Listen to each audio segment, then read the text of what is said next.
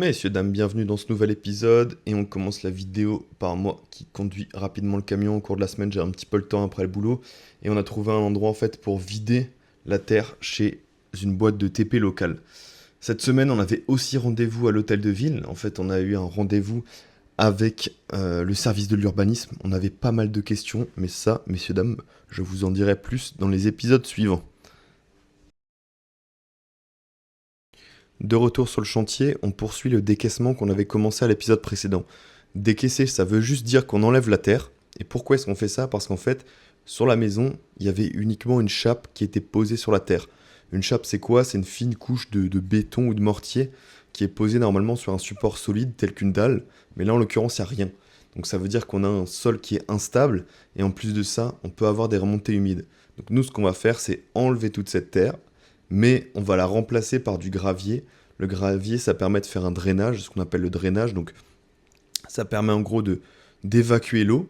Et au-dessus de ça, on va faire une dalle en béton, donc une couche de béton de 10 centimètres de hauteur, qui permettra d'avoir un sol solide, hein, tout simplement. C'est aussi simple que ça.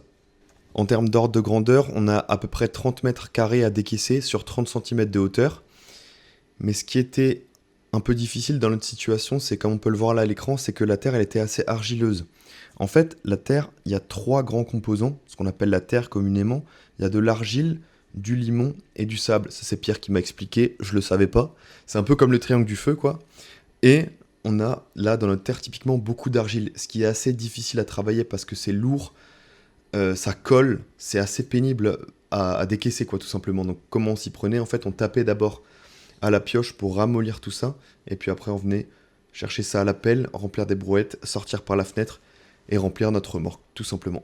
Là, je sais pas si vous avez remarqué, mais on utilise la pige et on met des petits points orange aux endroits qui sont creusés à la bonne profondeur pour pas creuser trop profond, hein. C'est une erreur qu'on peut faire sur une aussi grande surface.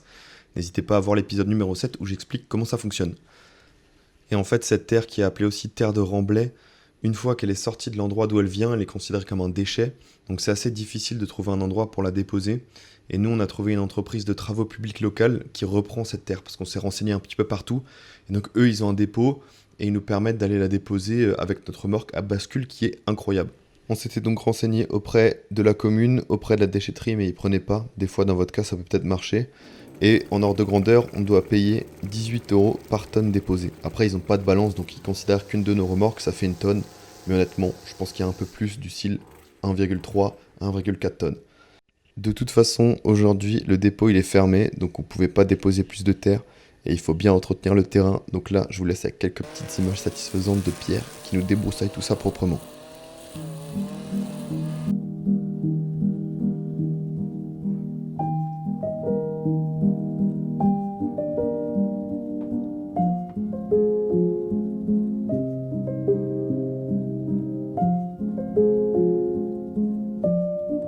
De notre côté, avec François, on enlève des gravats qui restent à l'intérieur de la maison. Pour ça, on a aussi abattu le reste de ce qu'on pouvait appeler un mur.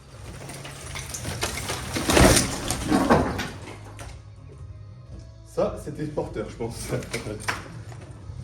Maintenant, vous connaissez la chanson, hein, tout ça, ça part dans la remorque, et puis ça ira direction la sablière. D'ailleurs, on a eu les derniers chiffres de combien on a déposé de gravats, de remorques comme celle-ci à la sablière, et on a déposé 40 tonnes en tout. Donc là, on en est sûr, puisqu'ils ont une balance, en fait, et ils mesurent systématiquement, et donc 40 tonnes. Enfin, moi, j'en reviens pas de ce chiffre, la maison a subi une grosse cure d'allègement. Donc là, on reprend sur le chantier. Pourquoi est-ce qu'on décaisse pas? Parce que le dépôt de terre est fermé. Donc, on a préféré piquer puisque la sablière, elle, est ouverte et on peut encore déposer du gravat. Je vous promets, c'est une des dernières vidéos de piquage normalement. Il y aura plus beaucoup parce que c'est vrai qu'on a quand même beaucoup piqué depuis le début de ce chantier, de cette série d'épisodes. Mais promis, ça va bientôt s'arrêter.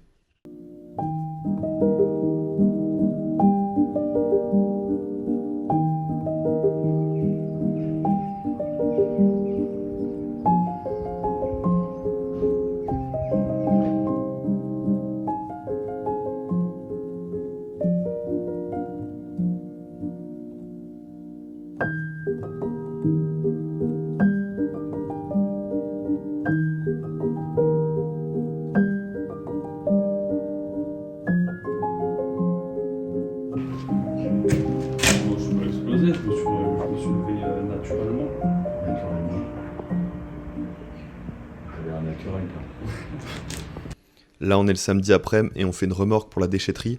Donc en fait, chronologiquement, le dépôt de terre, il est ouvert le vendredi. Le samedi matin, on peut aller encore à la sablière. Et le samedi après-midi, on va à la déchetterie. Donc on optimise vraiment en fonction des ouvertures des différents établissements où on a besoin d'aller, quoi. Là, vous pouvez voir la quantité qu'on charge de nouveau. Mais pareil, promis, c'est une des dernières vidéos où vous voyez qu'on va à la déchetterie. Bon, je vous ai pas filmé le déchargement, mais on est vraiment chargé comme des ânes, c'est pas possible. Bon, ce week-end-là, comme vous l'avez compris, on n'a pas pu travailler le dimanche, malheureusement. Mais on en a profité, en tout cas, le samedi, en fin de journée, pour faire un bon coup de rangement sur le tout de chantier, pour que ce soit vraiment nickel. Voilà, ranger les pelles proprement, les brouettes. On a donc passé un coup aussi de débroussailleuse un petit peu partout, sur le terrain nord et sur le terrain sud, pour que ce soit propre. Pierre, il passe un petit coup de balai dans la rue également. Et puis moi, de mon côté, je passe un coup de balai au niveau de la terrasse du R+2. Donc voilà, ça fait aussi plaisir d'avoir un chantier qui est propre. On va bientôt se quitter pour cet épisode. Je vous remercie de l'avoir visionné. N'hésitez pas à vous abonner, laisser un petit pouce bleu, un petit commentaire. Je vous dis à la semaine prochaine, jeudi 17h30, et je vous laisse avec des belles images du coucher de soleil. Et puis là, même si Antigone c'est joli, il faut avancer parce que c'est feu vert.